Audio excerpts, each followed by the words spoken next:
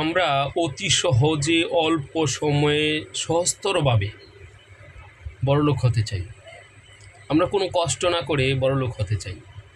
আমরা এমনি এমনি টাকা পেতে চাই, কারো কাছে না গিয়ে টাকা পেতে চাই, কারো কাজ না করে টাকা পেতে চাই।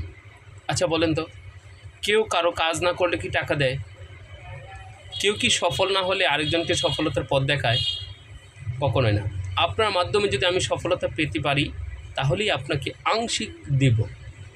ঠিক তেমনিভাবে ফেসবুক প্ল্যাটফর্ম অথবা যে কোনো যোগাযোগ মাধ্যমগুলো, সামাজিক যোগাযোগ মাধ্যম প্রত্যেকটাই আপনার কাছ থেকে কোনো কিছু আশা করে তারপর আপনাকে দেয়।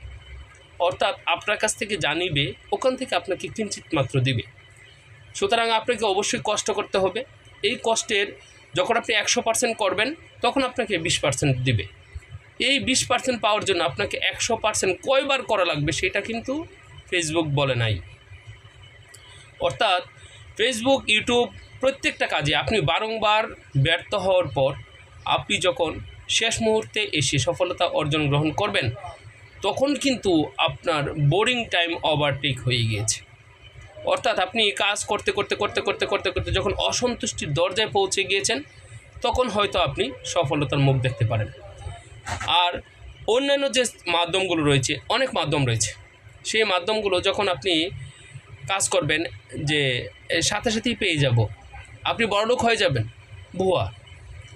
যদি 100 জনকে বড়লোক করা হয় তাহলে 1000 জনকে গরিব করা হয়েছে, অথবা 100 জনে 1 লাখকে গরিব করা হয়েছে।